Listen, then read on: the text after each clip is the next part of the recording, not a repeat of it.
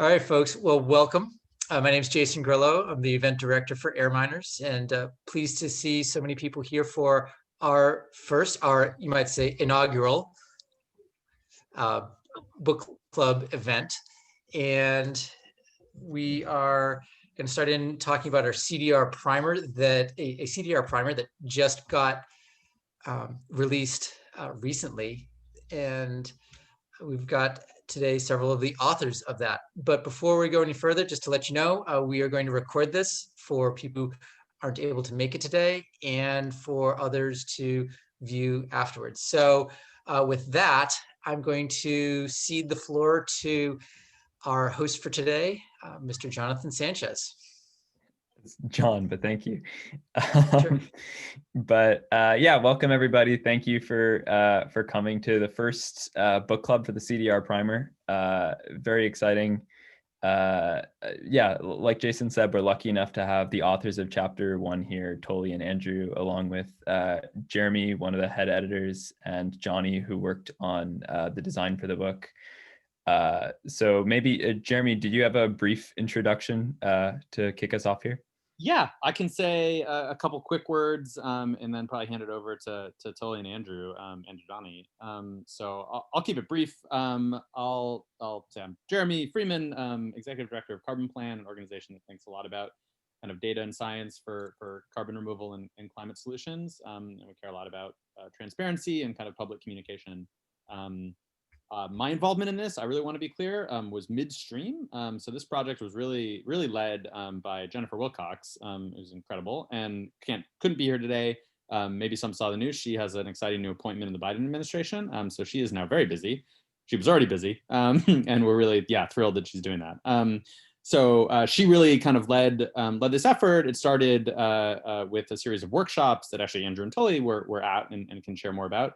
And that ultimately led to a very collaborative effort to get a lot of folks together to think about and ultimately try to write down a set of ideas and concepts around carbon removal and really prepare this primer as a way to teach the field and sort of teach broadly concepts, ideas, technical language, science, how to contextualize the science, how to contextualize the knowledge.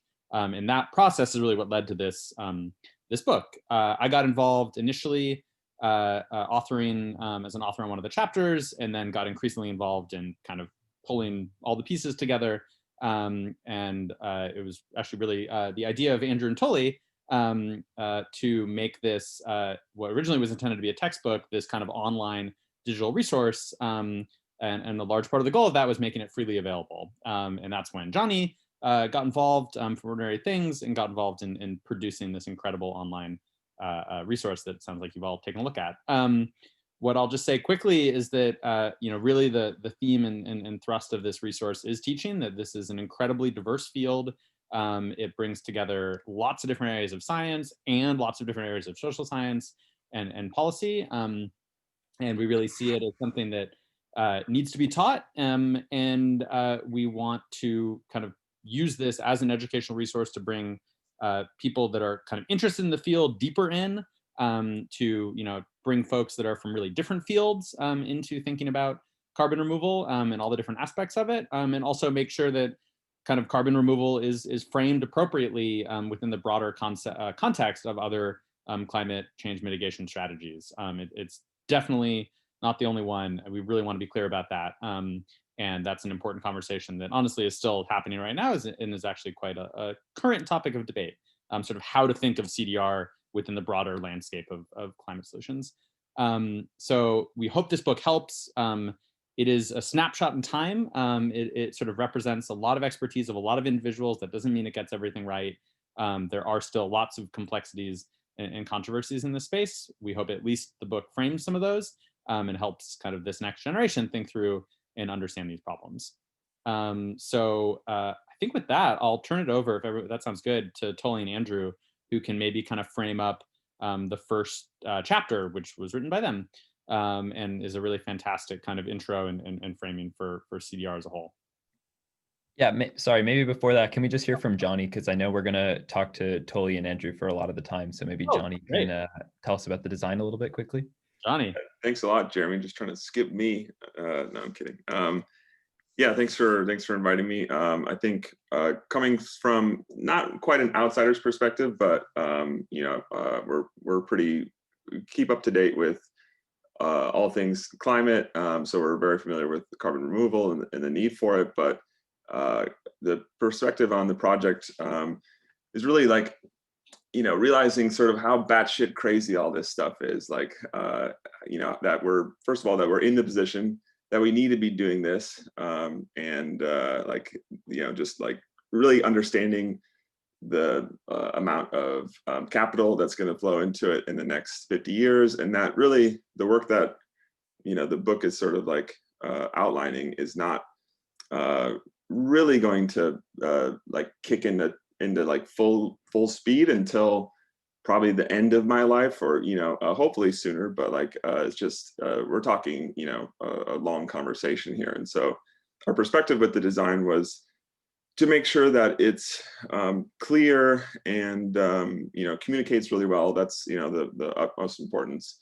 I think the design reflects that. But one of the things that Jen and Jeremy sort of led us to do was to come up with a design that was captivating, that really got people excited. That was something new that they hadn't seen. And one of the things from the project that I think, I was just reviewing our materials, and we develop a tone words to help sort of guide how we want it to feel. And one of the tone words was like a touch of mad scientist. And I think that's like super appropriate for carbon removal as a whole, because it is like, we talked to a lot of people from different fields.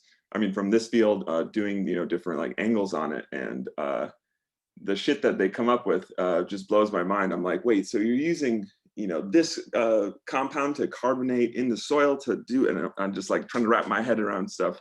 And so you'll notice on like the homepage and I think the chapter title pages, we are able to have a little bit of fun with some interactive elements, and try to bring a little bit of that excitement and almost like futuristic feeling to it, and a little touch of that mad scientist. So yeah, that's kind of some thoughts on the design. I'm happy to talk to anybody else about further questions if you have any.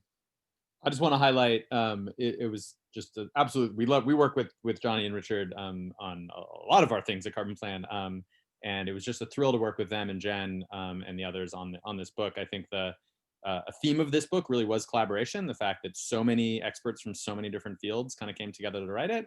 And Jonny was just as much a part of that collaboration. I think having someone with, true kind of design expertise think really clearly about how to communicate some of these ideas, even down to every single figure and every detail of every figure. We really talked through, what is this trying to convey? How does the visual language communicate that? And it was really, I just loved and found it so exciting and interesting to have that perspective be part of the conversation as we brought this thing into a cohesive whole. And just to add to that, like the part of like the realization of like looking at science as a whole, as I have been for many years, is like I think something that Jen really understood is how important good design is to like communicate effectively, and to make it not only communicate well, but to be alluring to young people.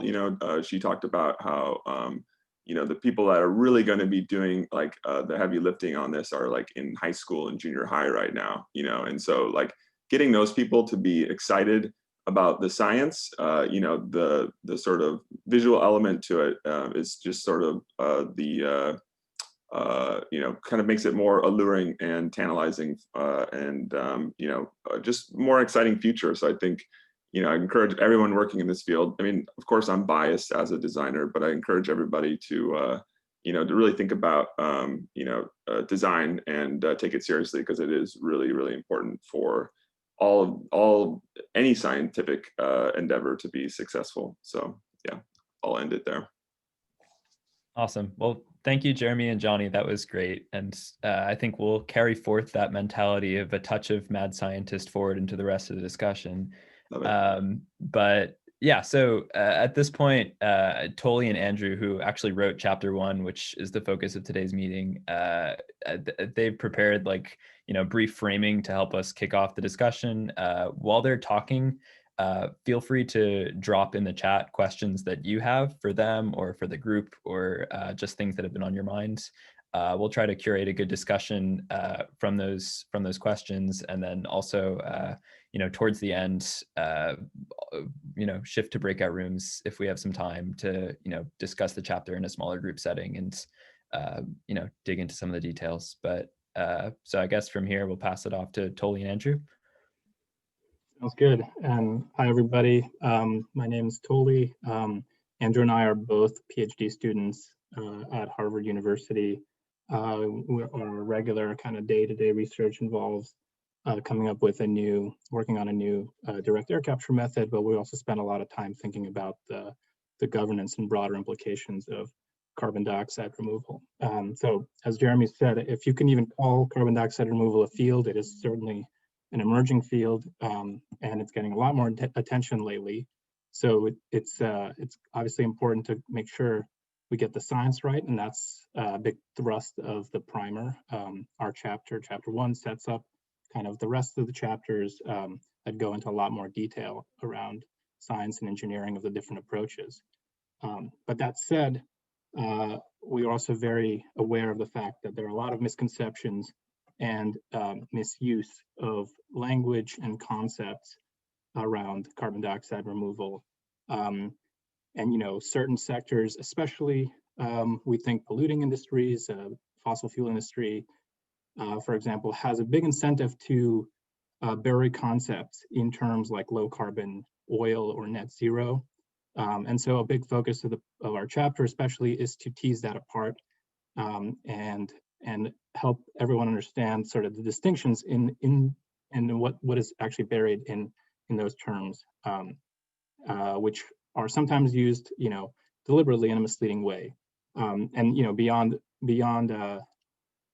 these polluting industries, for-profit interests also have kind of quite a bit of incentive to sell and make things look flashy. But we're trying to tease through that and sort of get everyone a clear picture of what this means. So I'll just quickly maybe summarize 2 parts of the primer, and then I'll let Andrew kind of wrap things up. On the language point, whether or not you buy and you adopt sort of the suggested language that we suggest about carbon dioxide removal, net negative,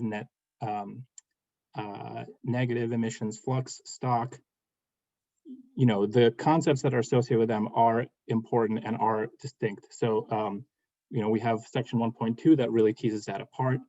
We particularly try to differentiate the difference between a CDR approach, something like direct air capture, from a CDR system, where without knowing in advance if your direct air capture will produce a net negative amount of removal of carbon, it's not actually that meaningful to just say, here's a direct air capture and it's going to remove carbon. You actually have to prove that. And so we're trying to say, let's be really clear, you can't a priori assume that everything is going to be a net negative system. And that's hard with how we use language.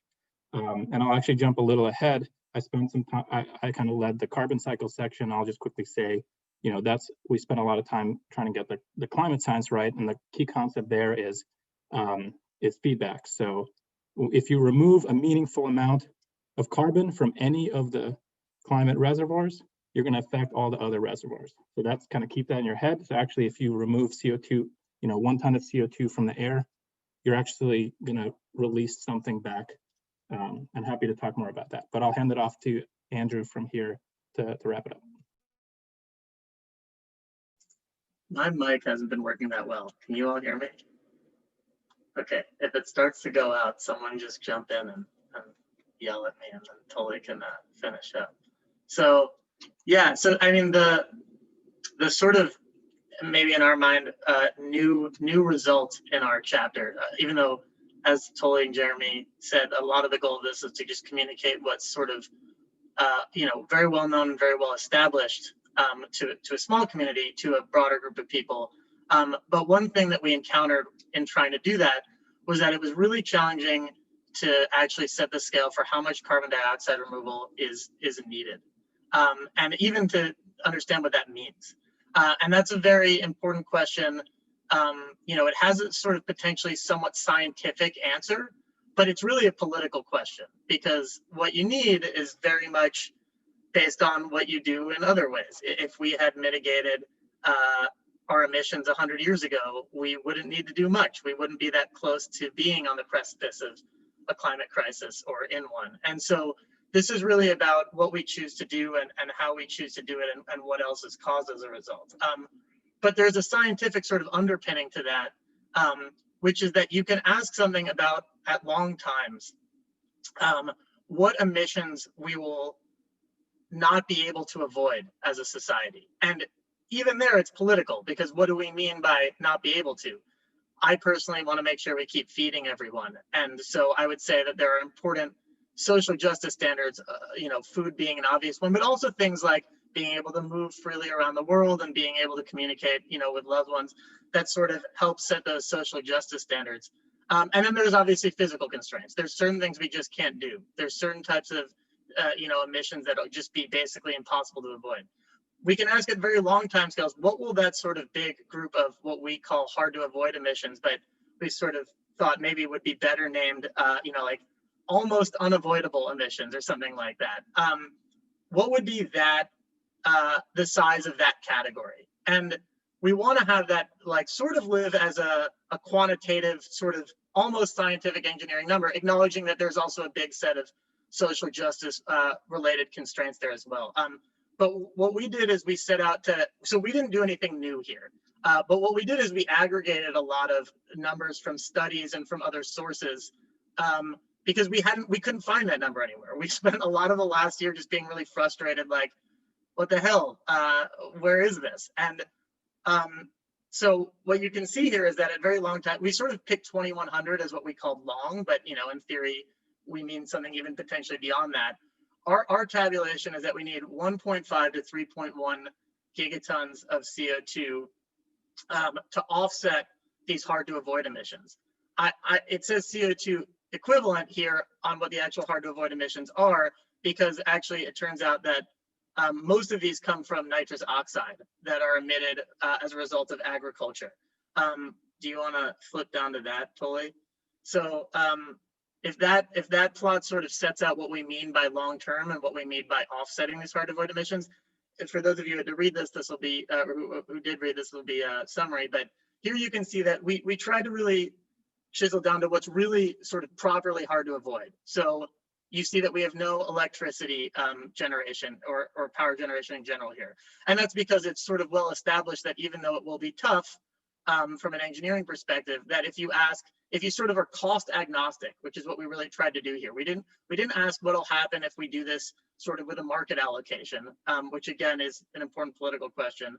We said, what can we actually do physically? And it's well established that right now we have issues relating to grid scale storage.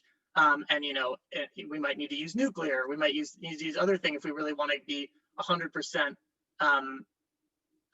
clean in the electricity sector, but it's possible. So these are sort of the sectors that we identified from speaking with folks and from doing a lot of digging that potentially will have some hard to avoid emissions remaining. Although you can see we even have zeros for both shipping and heating, which is to say that it is quite possible that we can even avoid those. So yeah. That's kind of the high level picture on how we came to these numbers. For context, for those of you who aren't as deep in the climate world, I just for some more context, we emit more than 40 gigatons of CO2 per year, or CO2 equivalent. CO2 equivalent is even more, but CO2 is even more than 40 as a globe, which is to say this is something on the order of 5% of that. Many of the other studies that try to, so they don't talk about a need for CDR, but they talk about how much CDR we will expect to do, come from the integrated assessment model literature. And that literature, maybe we can stop screen sharing and then we can come back to this later if you have questions. That literature is not saying what the need is, but it's actually making a very political sort of claims about market allocation. but then is often sort of cited in various CDR studies. And that kind of causes confusion because a lot of those folks who cite it are not IAM experts. And so what you see is in some of these really great reports that have been really foundational, that I don't mean to denigrate because they're very important, they sort of assume some stuff from the IAM literature as a sort of just conclusion up front. And so even the National Academies of Sciences Negative Emission Technologies report, which I imagine many of you have seen, it has a conclusion up front. They call it a conclusion that we'll need to do 10 gigatons of CDR by mid-century and 20 by the end of the century, which is enormous. You know, in comparison, it's you know, half of what we do globally in emissions, but it's also just large in terms of how we can imagine getting there. And so there's just a variety of great stuff that we cite in our chapter, because we're really just aggregating, that talks about the moral hazards of essentially doing that and then not reducing emissions, avoiding our emissions, and then being stuck in a place where we're still, you know, heading right towards climate change, barreling towards it. And then also all of the horrible things that we might entrench when we continue to use fossil fuels if we go down those paths. So there are these ethical considerations that need to be weighed heavily because, you know, not just burning fossil fuels, but extracting them is very harmful to people's health and well-being. It goes into streams, goes into the air. So that's something that we cover a lot in this chapter, and I'm happy to answer more questions about it. Just pivoting there to our sort of last section around social justice, which, you know, Toly and I are by no means experts in, but we wanted to make sure we talk about the social justice implications and cite some other people's great work, especially Holly Jean Buck's on the sort of social justice sort of potential and ramifications of doing CDR. I think it's worth just noting, we talk about a few things there, but one thing that I kind of just want to mention is now we're about to have a Department of Energy that takes this very seriously and is probably going to spend a lot of money on this. And, you know, I think I'm excited about that, but I think we also need to think about what can potentially go wrong and how we should think about it. And for me, there's been a bunch of good actually threads on Twitter in the last few days following up on our primer, which I've been excited about. I think governance goes hand in hand with technology, and that's something we wanted to get across in this primer. So I am very excited about developing technologies to impact climate change, and I think we can. But you know, no technology lives in a vacuum, and you know, governance always is part of the system, you know, just as much as that technology. And so the idea, I think, that we should just spend a lot and not be worried where it goes, and not be worried if it goes to fossil fuel companies who might not be interested in working on climate change, or even, you know, to folks who are, but might seek to profit from it. I don't think we should let that just happen without interrogating it and asking, are there other things we can do? Can it go to, you know, publicly governed municipal projects, or can it go to a variety of other sources? These things have been piloted for other types of things. You know, French nuclear is a big example, and we do this in the U.S. as well. We have a lot of publicly owned power generation facilities, but we sort of aren't yet asking exactly what that could look like for carbon dioxide removal, and for technological carbon dioxide removal like DAC specifically. So anyway, we just touch on that in our chapter, but very interested in hearing what folks think, and we hope to be digging into it and writing more about it too. But anyway, yeah, that's a good start, I think. Awesome. Yeah, no, that was great, and thank you both for the introduction. So what I'm sort of picking up on, and by looking at the questions in the chat, there's sort of three topics that people are focused on. One is scale and how much CDR do we actually need, then the carbon cycle questions, and finally about the social justice framing. So maybe we could try to spread the questions out amongst those three bigger topics. Maybe I saw Joy just posted a question here at the bottom about moral hazards. Appreciate. Was that a question? We can move on. Do you want to address moral hazards, or should we move on to something else?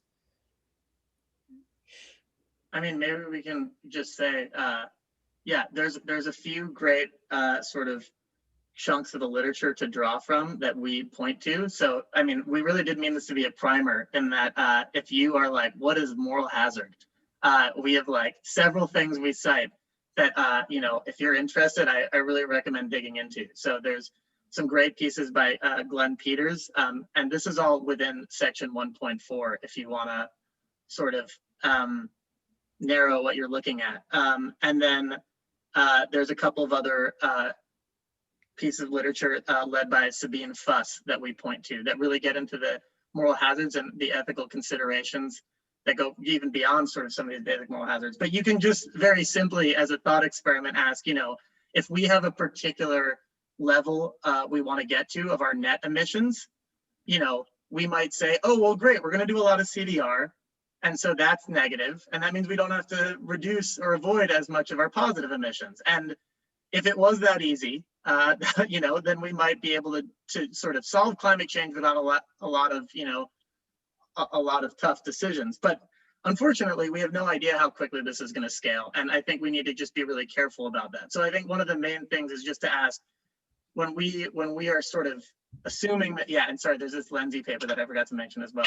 When we're assuming that things are going to scale quickly and that they're going to scale without other harms, which I don't think is fair, and we sort of just look at like, oh, minus plus plus gets to zero, we leave a lot out. And a lot of the moral hazards live in what we leave out there, and what we potentially entrench societally if we don't ask those tough questions. So I'm sure people here have a lot of you know, bones to pick in that analysis, and there's a lot of debate. So happy to talk about it, but that's kind of the broad overview. Maybe one tiny thing to add to that, I just to make a kind of zoom out and make a very high level point. I think what's so valuable about what Andrew and Toly have done in this chapter, and something I would just encourage everyone in this group to be kind of, you know, self-critical about and really think carefully about, is really what we mean when we say, you know, we need to do CDR. It's actually really complicated. And I think they did a great job explaining why it's complicated. And, you know, it's all over the place right now. And there's actually just in the last few days on Twitter, lots of discussion and debate on exactly this topic. And I think what I would encourage everyone to do is every time you see a report or a tweet or, you know, a politician saying we need to do 10 to 20 gigatons of CDR, that's not just sort of a fact of the world. That's not on its own science. That is a conclusion or an assumption or a sort of weird mix of both that comes from a particular way of looking at the problem. And that's not the only way to look at the problem, and it could be a problematic one. And in particular, most of the time that those claims of, say, you know, 10 to 20 have been made, you know, that's basically the output of a model that sees a world in which it can adjust the relative amounts of lots of different ways to try to accomplish certain temperature targets, and they have costs associated with them, and that's to some extent baked into the model. And the models make choices that ultimately result sometimes in some of those models in doing certain amounts of CDR. The fact that those models ended up making or coming to that conclusion is not sort of scientific evidence that we need to do that amount of CDR. It's saying that there is a particular future in which things, or just under a certain set of assumptions, that is the amount of CDR that achieves a certain target. So this doesn't tell you the answers, but it tells you to be really thoughtful and nuanced and critical whenever you see people talk about we need to do this or we need to do that. Those numbers all have meanings and they come from places, and we should think carefully about where they come from. And if I just jump in, John, to connect just what Jeremy said to the question that Julia just asked in chat, that's to say that these IAMs don't talk about hard to avoid emissions. And most of the literature on IAMs is very aware of this. So I don't mean to like necessarily, you know, take a shot at them. They're basically doing a different project. And their project really is much more political. I think the economists would, the ones I've spoken to at least, agree with that. I think they would most all agree with that. They're really asking, you know, in our current world where we allocate things based on cost, like Jeremy said, what do we get to for CDR? But that's not about requirement. That's about particular trade-offs in a market-based system. And we may choose to, you know, prefer that or not. But even within the IAMs, what's important is that there's a huge amount of variation, massive. And so on the top end, 20 gigatons of CDR sometimes gets thrown around, and that's what shows up in these reports, because, you know, it's often CDR folks who want to say, look how much we need, which is, you know, for those of you who are scientists or write grants, you know that that's a tendency. But on the other hand, there are some of these IAM results that go down very low. None really go down to this 3.1 number. or the 1.5 to 3.1 number, but they go down to like, the 4, 5, 6 gigaton range. And that, again, that's not saying that those are hard to avoid emissions. It's just saying that's a world in which we avoid a lot of other emissions, and CDR is also projected to be expensive for a variety of reasons, or because a lot of CDR comes from land is expected to be constrained, et cetera. So there's just like so many assumptions that go into the IAMs, and it's not asking about a sort of baseline ground truth about CDR requirement. And so that's the difference. This sort of top-down versus bottom-up approach differentiates them in that regard. The part that is straightforward, straightforward. the part that you might say is kind of objectively, quote unquote, sort of science, from the pure perspective of the climate system, we can say pretty concrete things about, the effect of CDR, of a certain amount of CDR on global temperature, and the effect of a certain amount of decarbonization or mitigation on global temperature.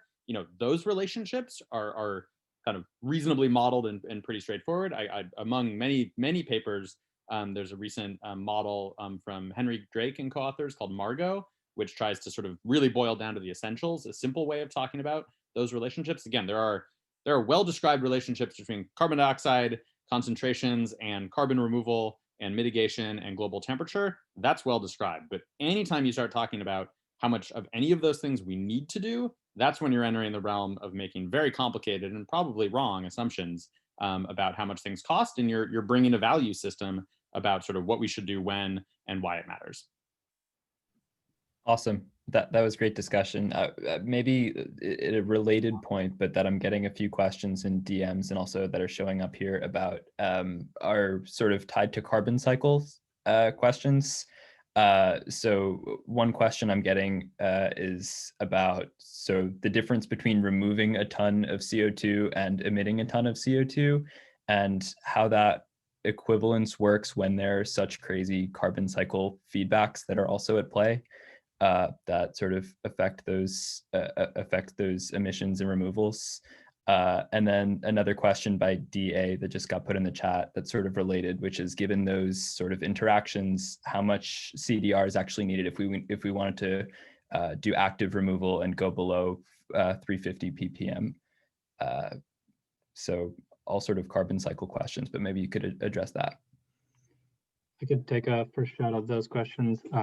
And actually, just to connect it to the IAM discussion, I think one thing to caution is that it is actually sometimes very confusing to interpret IAM results, because they will sort of hide whether something is negative emissions versus CDR. So for example, if you displace aviation fuels with bioenergy, you actually need to pull down CO2 from the air. You're growing crops, so those are negative emissions.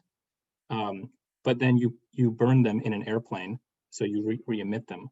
And essentially that's the same thing as, you're doing CDR, but then you take it and burn it. So it's just important to track what we're actually talking about. From the carbon cycle perspective, I could actually just share my screen because we have a schematic that addresses a lot of these points.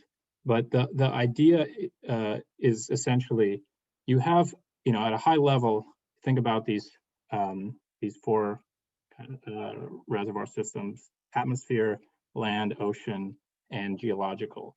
You can see that there are connections between them in this way. And again, this is quite a simplified representation, but it is asking about these entire reservoirs. And so if you look at kind of panel B, you can say, all right, what happens when we just take things from the geological, so like coal or oil, and we put it into the atmosphere? Well, because that atmosphere is actually in exchange with the land and the ocean, some of the CO2 that we emit will actually be absorbed into oceans and absorbed into the land sink. A rough heuristic is just for every 4 molecules of CO2 that you emit, one goes into the land, one goes into the ocean. So the ocean and the land are doing a lot of work for us. If it wasn't for those sinks, which is not a very meaningful point, but if it wasn't for those things, like the emissions that we would have done in the last like several hundred years would be twice as much. So basically think about it in the inverse when we do talk about negative emissions. So if you remove a unit of CO2 from the atmosphere, the ocean and the land now kind of fill that gap and return, I guess, to take a look at D over here, and return some carbon into the atmosphere and into the ocean. Now, this is a very simplified schematic, and it changes over time. So, you know, this response over 10 years versus 100 versus 1,000 years will be very different, but it's quite useful conceptualization if you just talk about the next 100 years and think about it that way.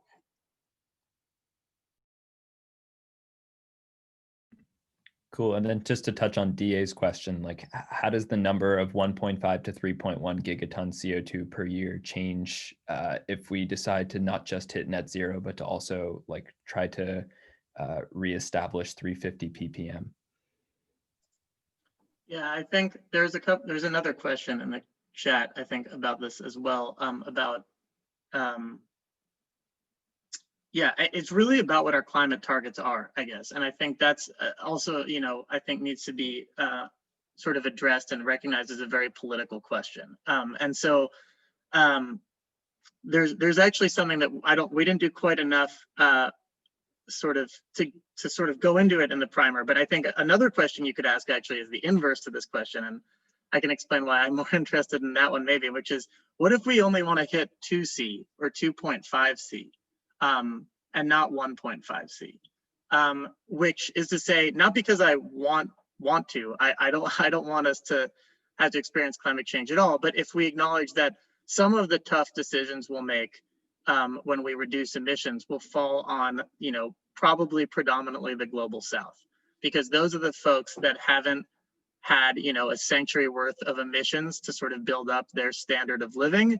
And if we don't take a global view and try to reallocate wealth and resources, they won't get to build up that standard of living by doing what a lot of the global North has done historically.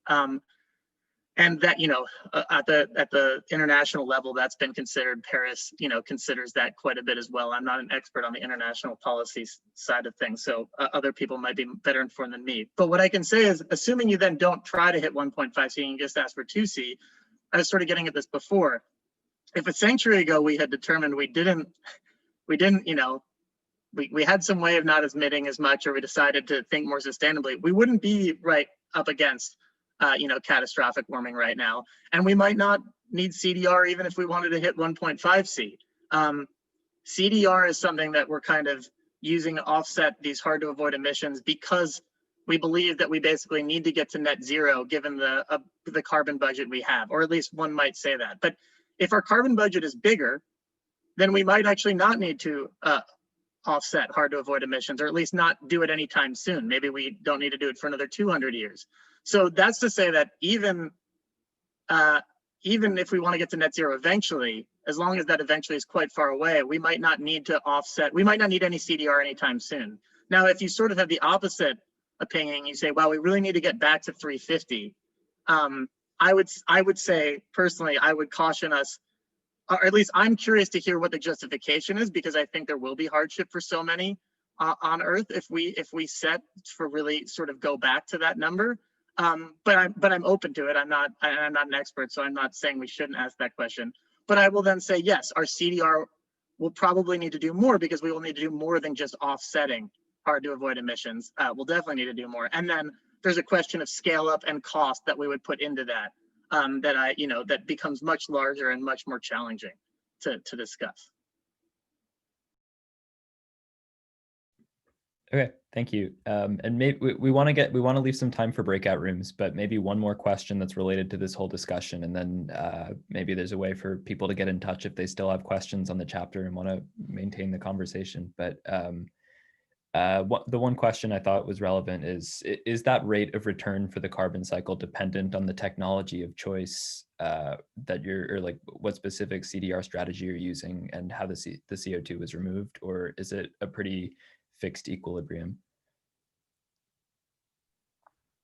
Well, actually, Jeremy's probably even better suited to talk about this than I am, but it certainly depends on I would say what and how you store the CO2. I would think about it that way, not necessarily, the exact mechanism that you remove it from the air, although they're related. If a tree removes it, then that is also the storage. But I would think about it as where is the CO2 coming from and where is it going? And if you store the CO2 in top surface of soil, it's very different than if you shove it underground in geologic formations. And especially if one conceptual way to think about the difference is, have you done an operation where once you've stored it, you don't have to think about it and it's removed, versus have you done an operation where you need an ongoing maintenance of that to make sure that the CO2 doesn't return. So if you're maintaining a forest and it burns down, the CO2 comes up. Or if you're maintaining a soil field with a bunch of carbon in it, but you change your practices, then the carbon can come back right away. That's not the same thing as when I dump a bunch of CO2 deep underground. Jeremy, you should add to that. Yeah, no, that was great, Toly. And just to add, and I see another question from Catherine, it looks like, really critical point, and something there's a really nice table on in chapter 1 that we all worked on. We often use the word permanence or durability to think about this. So, exactly as Toly said, strictly in terms of, the molecule, from the molecule of CO2's perspective, whether it came, down through capture by a sorbent or it ended up in plant biomass via, the chemical reactions of photosynthesis, doesn't really matter. What does matter is the kind of duration or durability or permanence over which that CO2 is stored. And this is actually one of the biggest ways in which a lot of the conversations we see happening right now, where people talk about sort of tons of CDR, not all tons are not the same. And there's a major difference between, say, a ton of CO2 or a molecule of CO2, a ton of CO2 captured through direct air capture and then reacted, with subsurface minerals. In that case, that CO2 is out of the atmosphere forever. It's effectively precipitated into some kind of rock, and it's going to be there effectively permanently. I mean, we can talk about geological timescales, but in general, that's out of the atmosphere for good. In contrast, any system or any form of CDR that involves biological systems has a far shorter permanence. And there's two different forms that could limit, or ways in which permanence can be limited. One is physical. So anytime you have CO2 stored in a biological system, like an ecosystem, forest, plants, trees, soil, there's risk of physical disturbance, could burn down, trees could die through insects or drought, plants decompose, CO2 ends up back in the atmosphere. That could be on the order of 30 years, 50 years, 100 years. That's really different than effectively permanent or 1,000-year storage. And in some fundamental sense, it's worse, because remember, the CO2 we emit into the atmosphere is effectively creating a permanent problem, because the effects of that CO2 last for thousands of years. So we can't compensate for something that has an 1,000-year time scale by doing something that has a 50-year time scale. That they are not the same thing. The other challenge with biological systems as a form of CDR is that there are also risks that do not involve kind of physical disturbance, but involve what you might say is called sort of socioeconomic risks. So if, say some change to soil management practices increases the amount of carbon in the soil, that relies on someone continuing to do that and make that change to their management practice for the duration over which you want that increased soil carbon to be there. If they stop doing it, if you stop paying them, or for whatever reason, if they go bankrupt, they abandon their farm, you don't get that benefit anymore. So any system where there's kind of a human risk, a risk to the fact that someone's practices might change or result in that carbon being lost again, is a major limitation to those systems. So permanence, we think of kind of as one of the fundamental kind of metrics by which to think about different CDR systems. And the table in the chapter does a good job at kind of framing what permanence looks like across a bunch of different methods. Awesome. Well, thanks to Jeremy, Andrew, and Toly for answering questions. And I see that, round of applause for them. That was awesome. Great questions. I see for that being Andrew, here, everyone. It's great questions. Very much appreciated.